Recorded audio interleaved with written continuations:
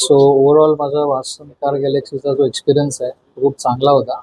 आणि इकडचे सगळे टीम मेंबर चांगले सपोर्टिव्ह आहेत. त्यातून स्पेशली धनंजय शर्मा यांनी मला चांगलं गाईड केलं, चांगलं कोऑर्डिनेट केलं. आणि यांच्याबरोबर मी आता बऱ्याचदा फोनवर ते अवेलेबल सुद्धा राहिले, त्यांनी सुद्धा कॉलबॅक केला आणि वेळोवेळी मला चांगलं गाईड सुद्धा केलं.